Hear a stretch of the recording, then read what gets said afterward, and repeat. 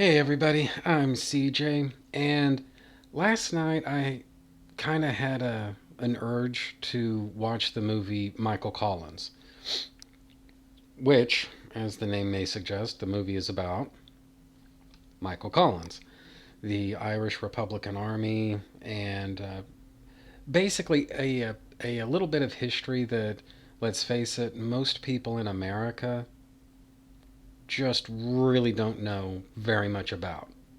It's a movie that it basically touches upon a country and an era in that country's history that it just typically does not come up in a lot of American history classes.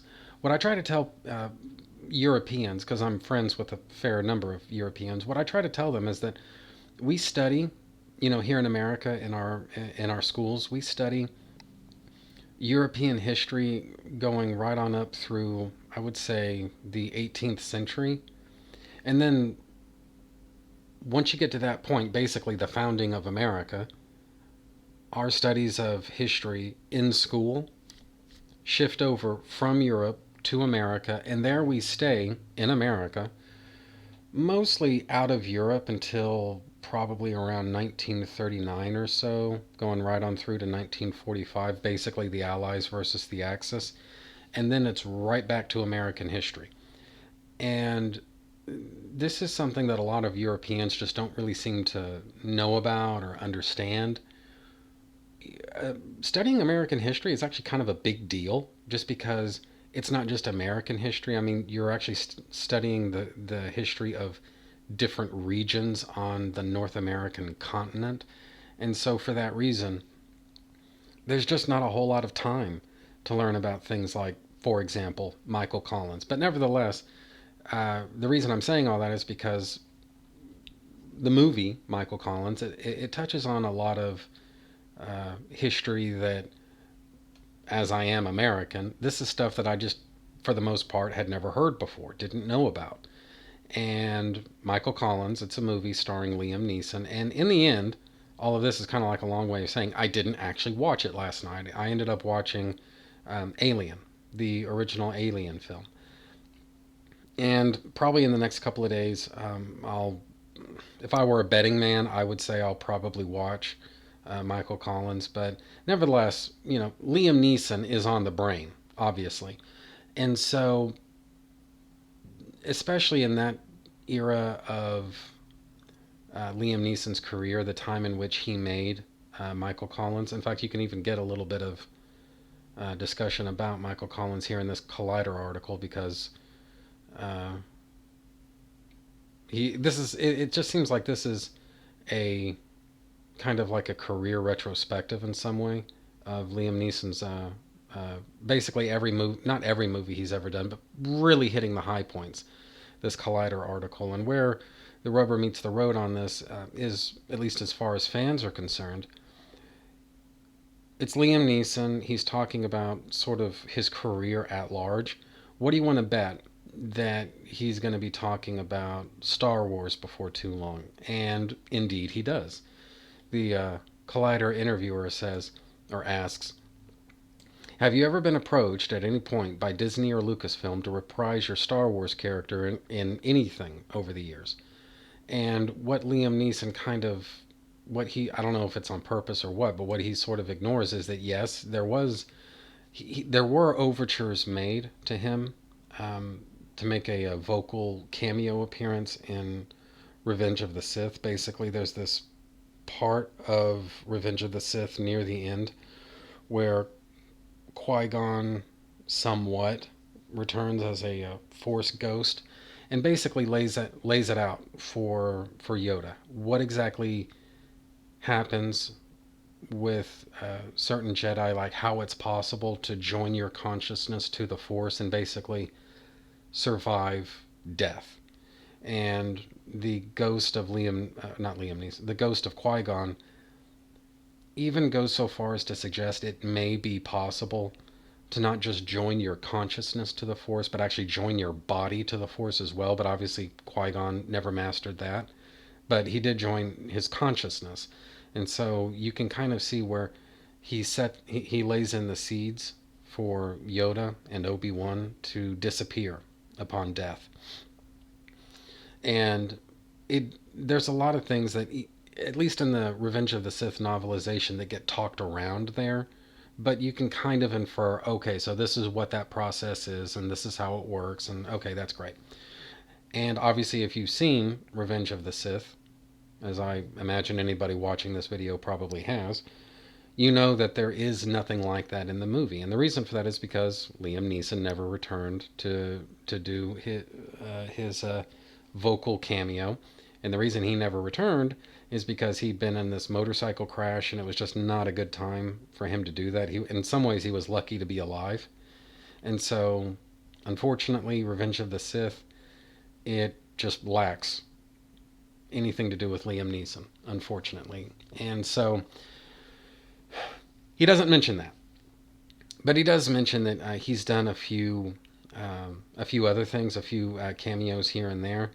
But then he starts talking sort of about the elephant in the room here. He says, "I haven't really been following them, to be honest. I don't know if they've come to an end. I heard they did a film of Harrison's character, Han Solo. There was a bit of trouble with that. What do you think? Are Star Wars fans finished with it?" And this is such a volatile question that the interviewer doesn't even try to answer that. But I do think there's mojo to the idea. Not just are Star Wars fans finished with Star Wars. You look at things like the success of The Mandalorian, and I think it's reasonable to say that no, the fans are not finished with it. But I think in a lot of ways, you know what, maybe they are. The passion for Star Wars, it just doesn't exist the way that it used to. The enthusiasm, the dedication, the fanboy speculation, the hope for more stuff. Because right now we live in a media environment where more Star Wars media, that's not something that you have to ask for or lobby for or campaign for. You know it's coming. Sooner or later, there's gonna be more. Star Wars is a major property that's owned by Disney, and it's just ridiculous to think that they're going to put Star Wars into hibernation at least anytime soon. So you know that more stuff is coming, but there just doesn't seem to be a whole lot of appetite for it. Now, you compare that to the aftermath of Revenge of the Sith, where, as far as fans knew at that time, yeah, that was the end of the ride, but they were open to more. And in the end, more came. You know, the Clone Wars TV show came along.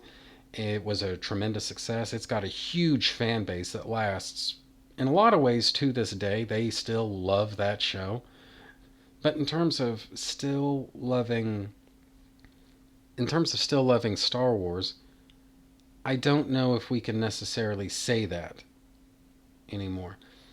And it kind of, in kind of a bigger sense, it kind of leads into this whole, are we looking at the death of fandom thing right now? Where so many of these different properties have become so woke or otherwise just so fucking annoying that it's kind of unbearable to take in all of these franchises that we all used to love. Like once upon a time, we all used to just adore these things, and now we can't get away from them fast enough. I mean, Doctor Who, the Doctor Who fan base, you know, they are notorious, infamously loyal to Doctor Who, but recent helpings of Doctor Who have managed to turn off even some of the most die-hard Doctor Who fans that the fan base has ever turned out. And the problem, obviously, with doing something like that is a hardcore fan. In a lot of ways, they're kind of a pain in the ass to have around, but it's like at the same rate, yeah, the hardcore fans are always holding your feet to the fire about this, that, or the other thing, but they're also out there promoting your product, buying your product. They're keeping your product alive during the tough times. And it's not just Star Wars or it's not just Doctor Who. I mean, it's everything. It's Terminator It's Star Trek. It's, I would say at this point, most corporate owned comic books, the big two, DC and Marvel, there's just not a whole lot of enthusiasm among most fans for whatever the hell's coming. And, DC Future State, I thought that the one piece of, or rather the cover pieces that I saw, the different art for the various covers, and then of course the main promotional piece, I thought the art in the main was well done, but it's, that doesn't magically erase the fact that this stuff is just more woke bullshit, and I'm certainly not going to buy it. And you look all around, and it's like, find me a franchise, or find me or at least a fandom that is healthy, that still has a rabid, devoted fan base that are just on pins and needles waiting for the next installment of whatever it is. And at least, I don't know about the rest of you, but at least for me, guys, I mean, I am down. I am way, way down.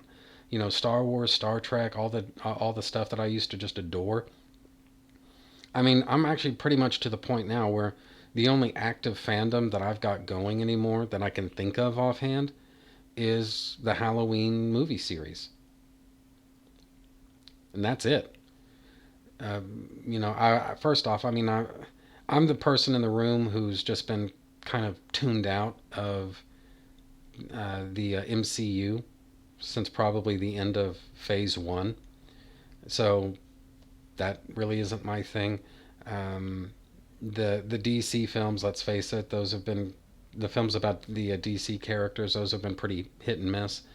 And Star Wars just isn't doing it for me. Star Trek isn't doing it for me. When it comes to Terminator, I really enjoy the first two, especially the first one.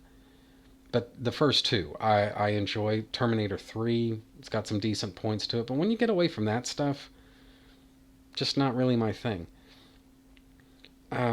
There's just not a whole lot going on right now in the nerd world that speaks to me. I mean, I've never been a big video game guy, and so it's just one by one, I've sort of lost all of the different franchises and fandoms and hobbies that 10 years ago I was mostly into and mostly loving. Now I don't have that anymore. And so, Liam Neeson asks, are Star Wars fans finished? And I think the answer to that, number one, it could be yes, but I think maybe the bigger question is, are fans in general finished with whatever once motivated their fandom? And I think the answer to that, again, could very well be yes. And the reason this is a gigantic problem is because, like I say, I just told you about how dedicated a hardcore fan is. I mean, again, they can be a pain in the ass to deal with. They will definitely hold your feet to the fire, but they're also out there financially supporting your franchise or your comic book or your TV show or whatever it is. They're going to be out there on social media doing that for you. And when you turn those people off, you need to understand there's not a bottomless well of hardcore fans that you can just reach into and just instantly replace those people. I mean, once they're gone, they may stay gone. And when I look at this phenomenon of hardcore fans who have, by and large, washed their hands of that franchise, I'm actually not sure what the better example of that is, Star Trek or Star Wars. I mean, you could argue that either way, but both Star Trek and Star Wars fans are essentially in the same boat. I tend to think that Star Trek fans have mostly gotten off lighter than Star Wars fans, but I don't think either of them have had a very good ride over the last, we'll say, 10 years. And is it impossible to think that perhaps 50% of the hardcore dedicated Star Wars core audience, that maybe it could be as much as 50% of them have just checked out? The answer could be yes. And like I say, I think that's got implications across the board for a lot of fandoms. Again, Doctor Who, Star Trek, Terminator, various and sundry comic books, etc., etc. A lot of fans seem to be turning their backs on this stuff. And guys, we could be looking at the end of fandom, at least as we know it. But maybe I'm wrong. Either way, I'm CJ, and that's that. Thank you for watching. Subscribe, make sure you're still subscribed, comment, like, and share this video because it really helps me out. Also, you can find me on Twitter at Cole Loves Comics.